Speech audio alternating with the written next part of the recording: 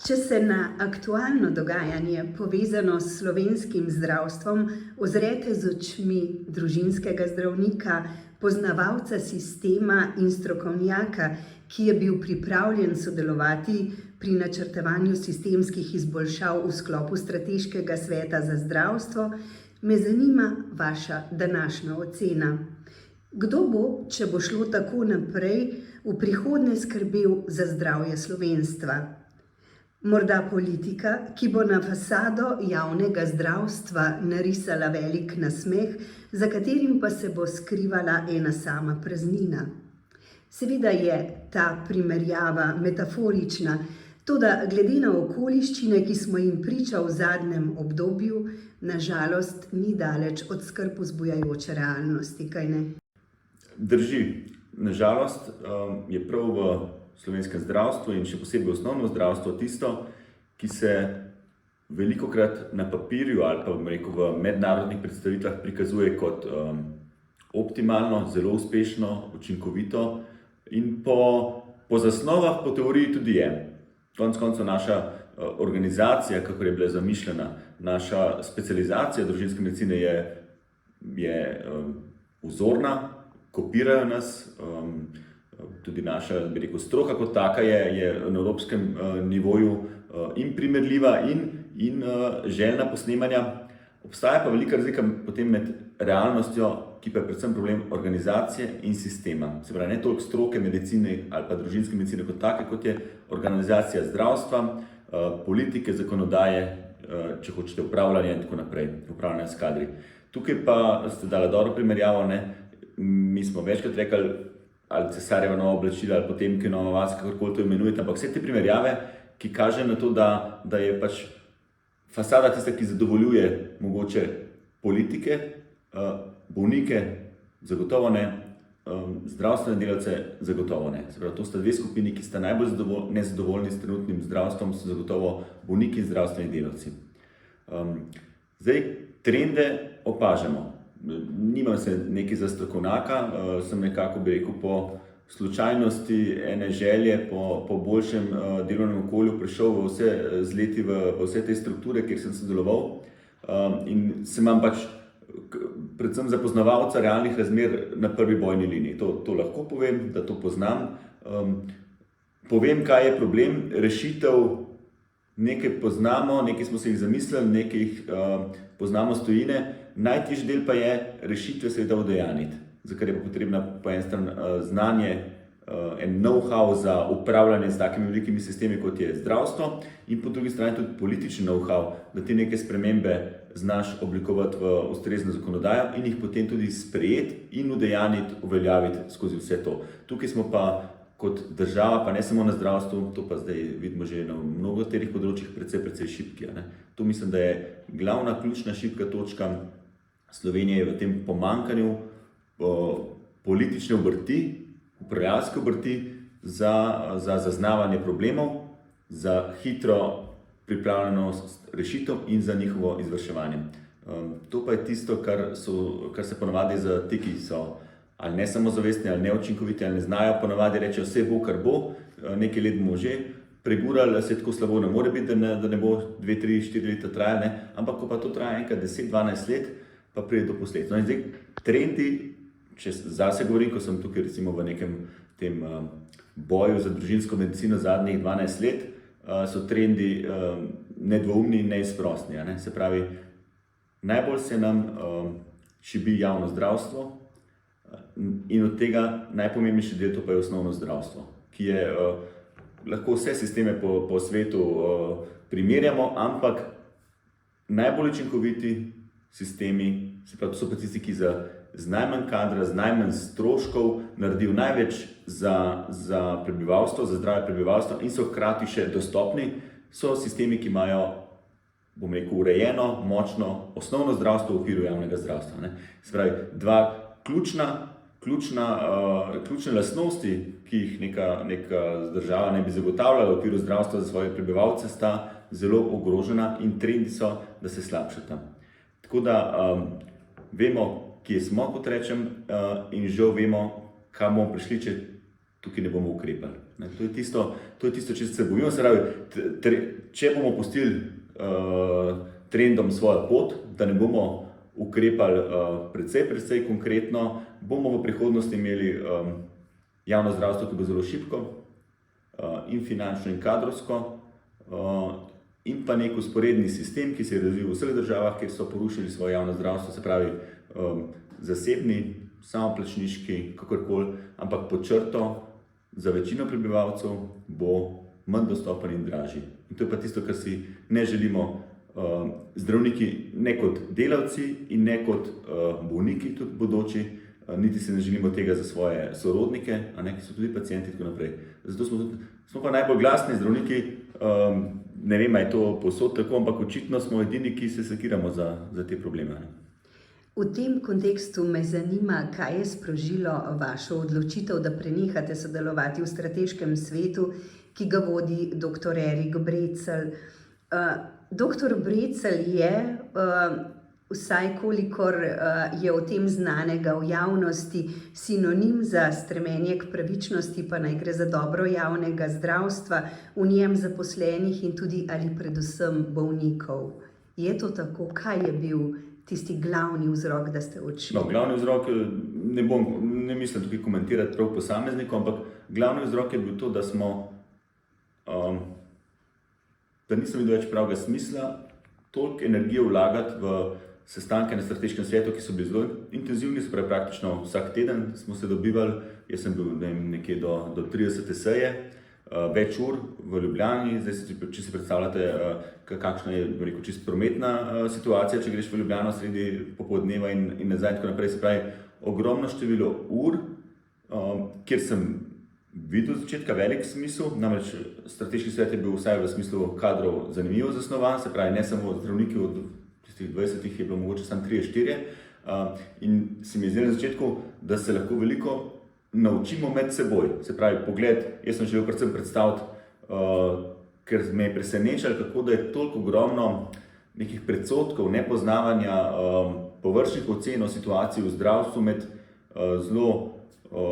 posamezniki, ki so bili odgovorni za zdravstvo v Sloveniji, ali pa so se pač prikazovali kot neki strokovnjaki, sicer z drugih področjih, ne zdravstvenih, ampak recimo z ekonomije ali pa z financ ali pa z upravljanjem. In sem tudi, ko sem enih prvih teh sej, ko sem imel nalogo predstaviti situacijo v primarnem zdravstvu, sem jim povedal točno to, kar sem prej jaz povedal. Sem rekel, ali se strinjate s tema dvema trditvama? In to sem dal, najbolj učinkoviti sistemi imajo najmočnejše osnovno zdravstvo. Sem rekel, če se to ne strinjate, smo končali zgodbo, nimam kaj tukaj jaz več predstaviti, in seveda so vsi kimali in prikimavali. Na koncu, čez septembra, se pravi, to je že slabo leto potem, sem še vedno poslušal od posameznikov tam, ki so imeli odgovorne funkcije v zdravstvu, kako smo zdravniki samo preveč leni, metali so nam tiste lestvice izplačil na mizo, češ zdravniki po 20.000 evrov, pa kaj bo to, hočem reči, osupel sem bil, da se pravi ne navadni laiki, ki jih mogoče neka propaganda preko medijev ali preko politikov jim zamegli pogled pa uvid v zdravstvo, ampak posamezniki, ki so poslušali 3/4 leta probleme iz zdravstva, tako iz prve roke, kaj se dogaja, da so še vedno, se pravi, ni jim prišlo nič do živega, niso spremenili mnenja. Jaz sem se veliko naučil o različnih pogledih na zdravstvo, se pravi, strani in kadrov in financiranja, upravljanja in tako naprej, dočim tisto, kar sem upal, da bojo pa videli vsem uvid, da ni problem zdravstva tisti, ki se prikazuje uradno, češ, ne vem, ihta zdravnikov po privatizaciji in tako naprej, ampak da je dejansko sistem kadrovsko in finančno podhranjen za vse potrebe in želje, ki obstajajo, tam pa nisem prodrl. In potem naknadno še je pa v bistvu ta proceduralni del, to pa je, se pravi, demokratičnega dialoga. Že takrat se je to zgodilo, da smo v neki situaciji za nazaj mogli potrjevati neko stvar, ki je bila že sprejeta, da bi potem tako kot nek figolist strateški svet to podprl, in tam boste najdli v zapisniku, da je bil samo en član proti, in pač lahko zdaj povem, da sem bil to jaz. In tudi zdaj, če ste videli tole zgodbo najbolj nazadnjo o 3. fakulteti, so se kar nekaj predstavnikov strateškega sveta se je, bom rekel, dvigovalo obrvi, da o tem pa strateški svet za zdravstvo ni nič razpravljali in domnevam, da bodo enkrat v prihodnosti za nazaj potrdili verjetno neko idejo. Ne, spravi, to gre pa za proceduro demokratično, ki je pa tudi na tako nizki ravni, da tudi bom rekel, do sedaj še ni bilo, recimo cel kup zakonodaje, predlogov, ki se sprejema, tudi če je predhodno smo povabljeni različni predstavniki neke delovne skupine in potem podamo svoje predloge, se oblikujejo neke predlogi, ki so, bom rekel, za silo sprejemljivi, je potem prije vedno do neke črne škatle, kjer potem pa nek zakon, ko pa je predstavljen, je pa tako spremenjen ali pa okleščen, da seveda ni več sprejemljiv. Zadnji tak je recimo zakon o kakovosti, ki je bil zdaj javno objavljen. Čeprav je recimo so sodelovali strokovnjaki tudi iz vrst zdravništva, pri njem so vsi osupli ugotavljali, da ta predlog več nima tistih stvari, zaradi katerih bi ga bilo vredno podpreti, ampak je ohranil samo še neke različice ali pa neke novosti, ki so v bistvu nepomembne ali pa celo dodatno obremenjujejo zdravstvo kot tako. Ne.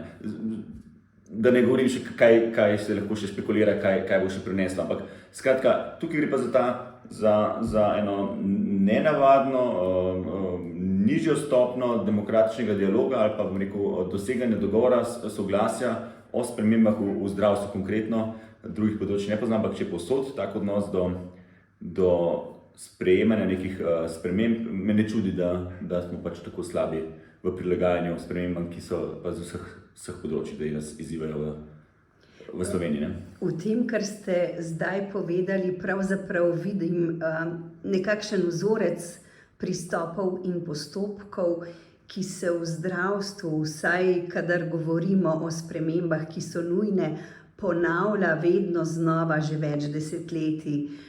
Glede na to, da kot novinarka to področje spremljam že tako dolgo, se pravzaprav sprašujem, kdaj v resnici bo prišlo do iskrenih sprememb.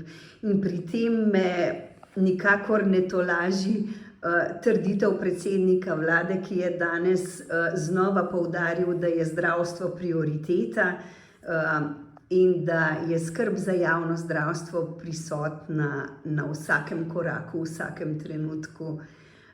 Tu se mi zdi, da se pojavlja v javnosti nekomu, ki to opazuje oddaleč, preveliko navzkrižje med trditvami in med resnico, med prakso.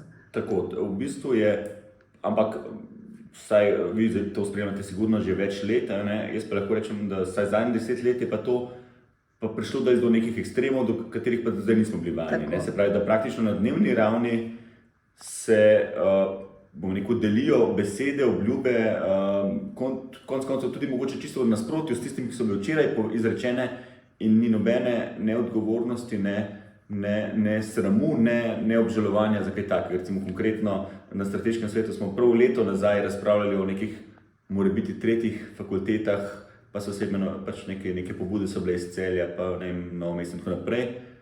Ne spomnim se zdaj, kaj točno bo sprejeto, ampak skratka, potem pa kot z jasnega neba pa nekdo pride sredi lepega belega dne z neko tretjo idejo in vsi samo debelo gledamo. Se pravi, hočem reči, taka neodgovornost do izrečenega v preteklosti ali pa do obljubljenega v preteklosti, tudi konec koncev vsem, ki smo vsaj približno v zdravstvu, je jasno, da se nam zadeve slabšajo, da nikakor ukrepi niti slučajno niso ukrepili javnega zdravstva, vsi tih so bili zdaj sprejeti ali pa celo v zadnjem letu precej škodljivih ukrepov bilo sprejetih ali pa sprememb, predvsem na področju primarnega zdravstva bi lahko naštel. Tako da to javno izražanje nekih zavez kot prioriteta ali pa javno zdravstvo naprej so v bistvu tako prazne besede, da ne vem, komu so še namenjene. Ne? Mislim pač, bolniki, pacienti lahko so na svoji koži vidijo, kako se krepi javno zdravstvo, mi zdravstveni delavci vidimo lahko iz prve roke, s čim smo soočeni, kar se tiče nekrepitve ali pa slabšanja razmer. Tako da me čudi, kako smo res spustili, jaz zdaj rečem, skuhali so nas res dobro kot neko žabo. Ne? Se pravi, v tej kakofoniji nekih obljub, nametavanja enih prioritet, zahtev, obtožb koncev, se to gre vedno sozvočil z bojem proti zdravnikom kot nekim razrednem sovražniku, ki je očitno zdaj zamenjal neke druge nasprotniki v politiki, ne, to je nekaj neverjetnega, neprimerljivega z nobeno drugo državo, da jaz poznam, da bi tako, če se pogovarjamo s kolegi iz tujine, ne morejo verjeti, da je recimo v vsej zdravstveni reformi, da je zdravništvo tako na tapeti ali pa na tarči, kot je ravno v Sloveniji. Ne. Posod drugod je zdravstvo enako pomembna tema. Zdravstveni ministri so izredno pomembni ljudje v vsaki vladi, ne. Edino zdravniki ali pa kvečemu jih nekaj vprašajo za mnenje, ampak tako kot so pri nas, recimo, da bi prikazani kot neka struktura, ki je celo uškodljiva ali pa celo kot za tarčo si vzame neka politična garnitura, kaj tazga pa res nismo že dolgo doživeli. Ne. In je potem zelo težko, recimo, če zdaj pogledamo, malo špekuliram, ampak domnevam, da neke te agencije za svetovalci za javno mnenje, ki svetujejo recimo vladi, so verjetno ugotovili, da so v kombinaciji s propagando proti zdravništvu in pa z nekimi takimi gromovniškimi napovedmi, ki jih uporabljajo, da dvigujejo podporo vladi. In dejansko zdaj mi kot neka strokovna združenja, organizacija, ki bi recimo smo povabljeni k dajanju predlogov do določenih ali pa mnenj o določenih predlogih, in če so ta slučajno nasprotujoča, imamo velika dilema, ali jih sploh izraziti, ker bolj kot bomo pač izrazili nestrinjanje z določeno zadevo, s toliko večjo energijo jih bodo šli braniti, ali pa toliko več bodo v bistvu dobili zagona, da res delajo pravo, ker smo očitno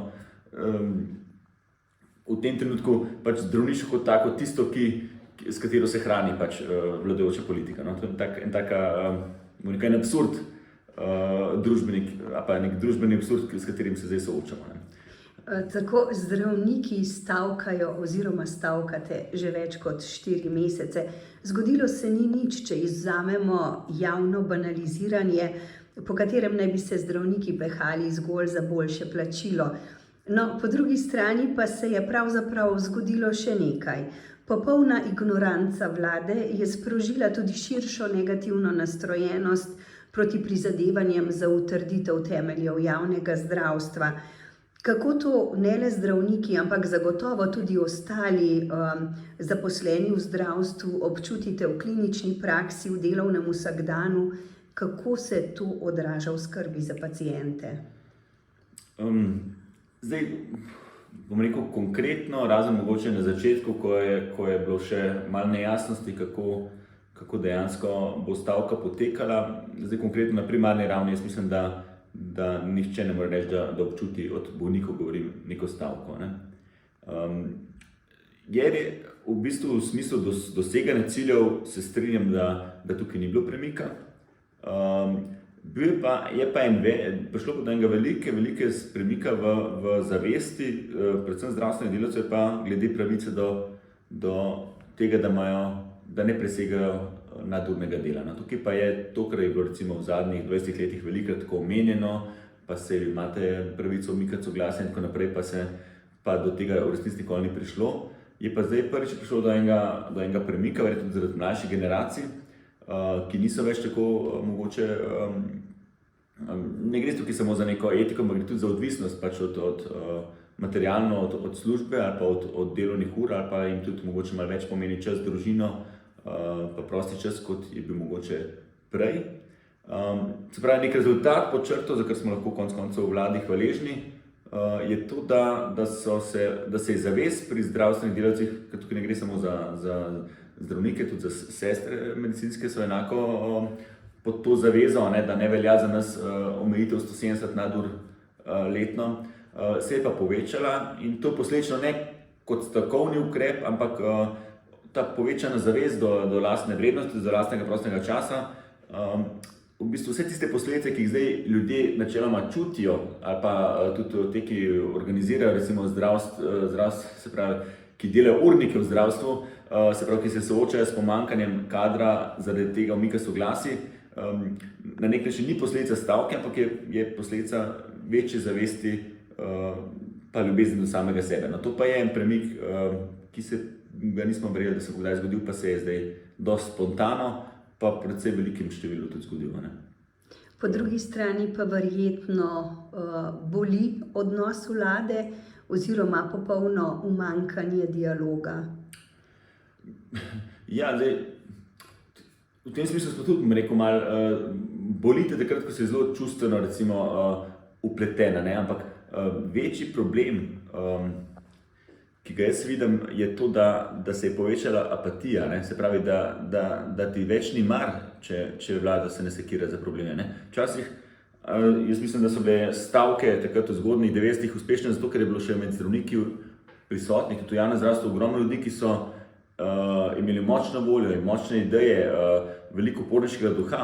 In z leti, bolj ko so se slabše razmere, so ti posamezniki, ki so imeli malo drugačne poglede, so se umikali iz tega državnega zdravstva, bo rekla, in imamo zdaj tudi strukturo zdravnikov čisto drugačno po neki mentaliteti odnosa do zakonodaje, kot je bilo pa nekdaj. Recimo tak upor, kot se je zgodil v Kranju 2019, jaz mislim, da ga več ne more biti. Zdaj ne bojo zdravniki z dvignjenimi pestmi protestirali pa grozili z nečim odpovedjo, zdaj samo grejo tiho. Ne? Recimo v Šempetru noben ni vedel, da bojo dali odpoved, noben ni napovedal, bomo dali odpoved, ampak samo grejo. Pač zdaj so malo večji skupini šli, pa je to bilo bolj odmevno, ampak dejansko se nam to dogaja vsak dan, da ljudem, da zdravnikom, vsi zdravstveni delavci, če zdaj si mislimo, tudi medicinske sestre so še prej odhajale, ampak bolj potiho, iz sistema in so oddelki zaprti zaradi pomanjkanja negovalnega kadra, pa niso odhajali z nekimi prapori pa protesti, ampak je isto zdaj tudi pri zdravnikih, ni več tega upora, ampak je samo še zapiranje vrat, ugašanje luči in gremo. In zdaj, ne samo, da so največ ljudje prehoda, bomo rekli, ali iz javnih zavodov k zasebnikom, veliko tudi, sploh v družinski medicini, ker je veliko več izgorelosti, smo tudi imeli primere, ko so dejansko zapustili zdravstvo kot tako. Že zdaj pa prihajajo obdobje z temi napovedmi neke hiperregulacije, praktično neke totalitarnimi napovedmi o regulaciji cen, prepovedi in tako naprej. Pa prihajajo obdobje, ko dejansko se nisem jaz enkrat samo znašel v pogovoru s kolegicami in s kolegi, ki so rekli, se ne rabim biti zdravnik v tem sistemu. Spravo, ne samo, da sploh ne razmišlja več toliko ali o selitvi, o zasebništvu, selitvi v tujino, ampak preprosto sploh o selitvi ven iz zdravstva, ker je dejansko v takem vzdušju se pa več ne da dobro delati. In to so nevarne razmišljanja, zato ker je enkrat tak človek izgubljen za javno zdravstvo kot tako. Ne pomaga ti toliko in toliko novih fakultet, če ti izgubljaš ljudi, ki so izobraženi pa izdelani zdravniki iz sistema. To je zdaj pa novostno, ki jo pa opažam, da kot sem prej rekel, uporništvo je že minilo, se pravi, tako da tudi to neke bolečine, se pravi, ta ignoranca ali pa aroganca vlade ne jezi v tem smislu, da bi se zdravniki še bolj uprli, ampak v bistvu samo še v tem smislu neke stoičnosti, se nam je zdelo, pa mi pa tle ne bomo več zraven sodelovali. V tem smislu se je premaknil ta odnos in mene kot v osnovi sindikalista me to žalosti, ker to pomeni, da ni več tistega naboja, s katerim si preko neke aktivnosti dosegel spremembe, ampak v bistvu ni več nikogar, ki bi se upiral, ampak tudi nikogar več ni, ki bi delal oziroma zdravo. Kako pa v bistvu v tem smislu komentirate oziroma ocenjujete predlagane spremembe zakona o zdravstveni dejavnosti, s katerimi naj bi naredili konec dvojni praksi zdravnikov? Zdravniške organizacije so opozorile prav v teh dneh, da v nekaterih bolnišnicah določene dejavnosti lahko izvajajo zgolj po zaslugi tovrstnega pristopa, žaljivo poimenovanega dvoživkarstvo, za katerega pa se odloči manj kot tretjina zdravnikov. In očitno po tem, kar ste povedali pred nekaj minutami, bo tega vse manj. Nasploh. Ja, se tega, se pravi, prepovedali bo nekaj, kar mislim, ker sploh še omogoča delovanje sistema. Ker sploh ni več problem, tako mislim, žaganje veje, na kateri sedi v zdravstveni sistem, vse to je hecno, se pravi, vsi vemo, da če bi bili že v osnovi, dvoživkarstva ne bi bilo, če bi imeli javni zavodi, državni zavodi, ki smo zaposleni, ustrezne mehanizme za konkurenčno nagrajevanje delovne sile. Se pravi, do dvoživkarstva prihaja samo zato, ker je vzporedni sistem, ki je pač se razvil, kakorkoli zasebniški, samoplačniški ali pa koncesionarski, bil izven teh okvirov, ki dušijo enotni javni plačni sistem, ki je uravnilovka in ki ne omogoča ustreznega nagrajevanja tistih, ki bi rekel, ki več delajo ali pa ki so nadpovprečno učinkoviti pa uspešni. Tako da namesto, da bi se vprašali, kaj pa je narobe, da prihaja do teh pojavov, se pravi, se borijo s posledicami in prepovedujejo posledice, vzrokov pa ne popravljajo, se pravi, tukaj trendu ne bodo zaustavili, rezultat bo sigurno samo, se na koncu pač lahko potegnemo črto.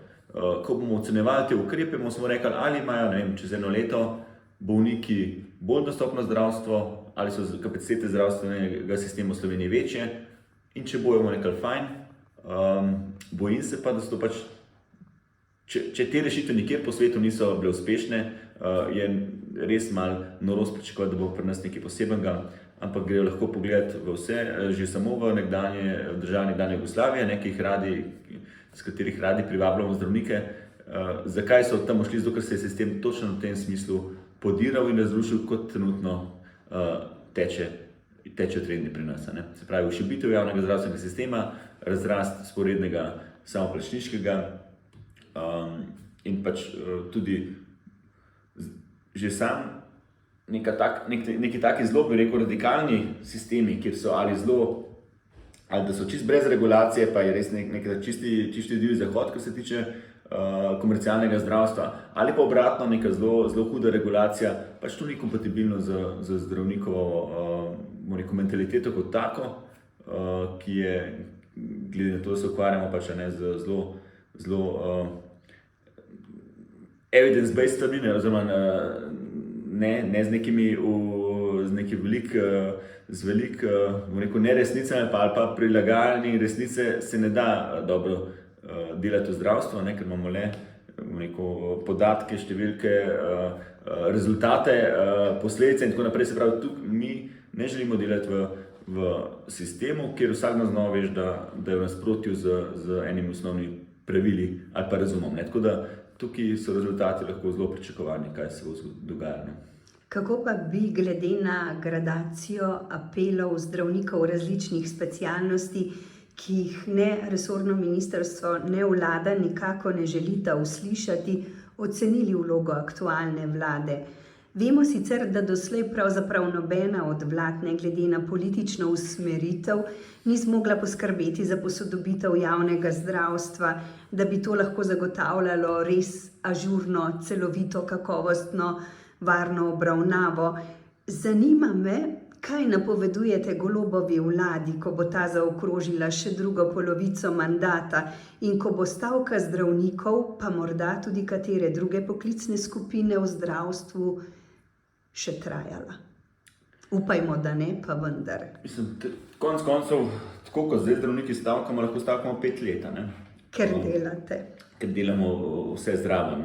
Ampak seveda dolgoročno pa to ni status quo, ampak je drseči klanec, ker vsak čas malo se zdravstvo kruši, odpada in tako naprej, in je vsak drug dan, vsak naslednji dan je še malo bolj šibko javno zdravstvo, še malo manj je kadra noter, še malo težji so delovni pogoji.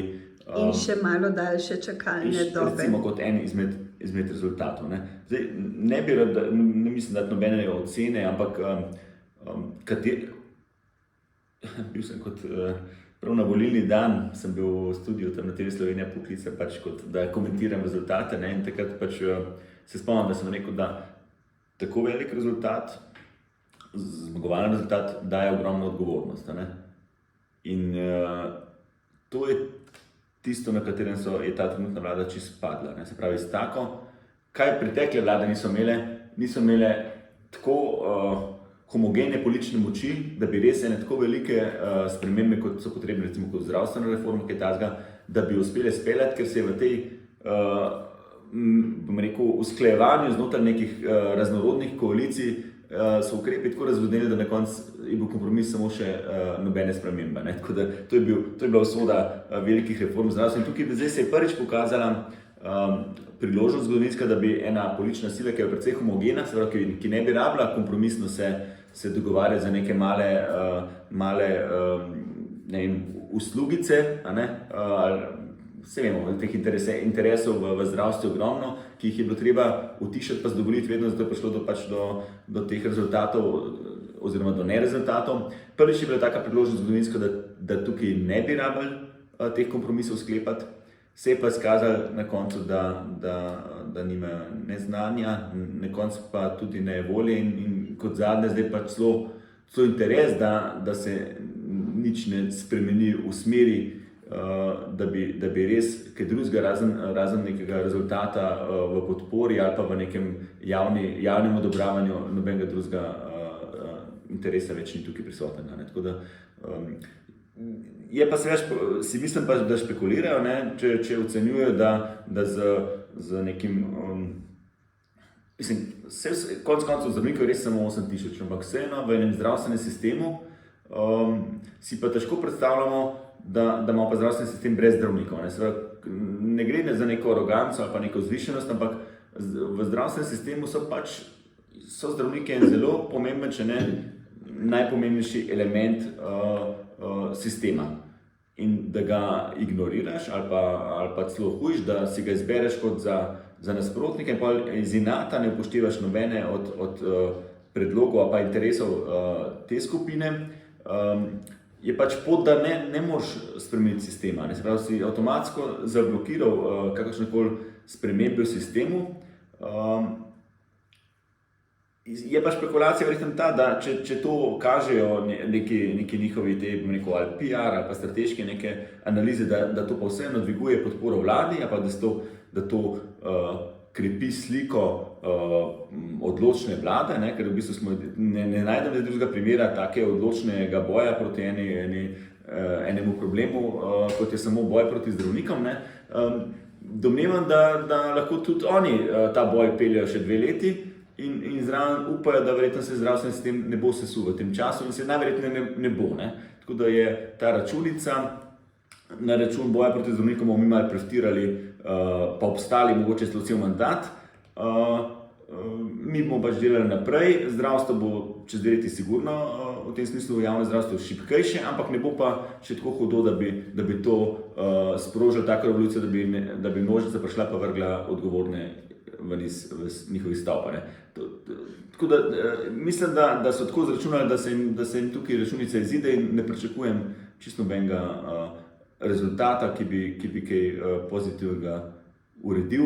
Upam samo, da ne bo pač s kakšnim tem populističnimi ukrepi, s katerimi se zdaj dnevno prihaja ven, da ne bi rešili kakšno zlo. Že zdaj bo težko popraviti.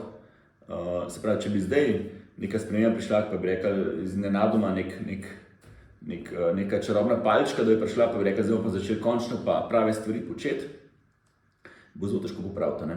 Lažje bi pred 5 leti z manj drastičnimi ukrepi bi mogoče zadržali sistem na nekem nivoju, kot ga danes, ali pa kot ga bomo čez 2 leti, če se bodo ti trendi nadaljevali. No, to pa je tisto, kar je ta izraz beyond repair, se čezdalje večkrat mi pride na misel, ko rečeš, mogoče pa kdaj treba ne popravljati sistem, ne ga rešiti, ampak postavljati znova. In to pa vemo, da to je pa pač naravni zakon, ko enkrat na novo postavljaš stvari, zelo, zelo težko prideš na isti nivo, kot si ga prej porušil. Ne?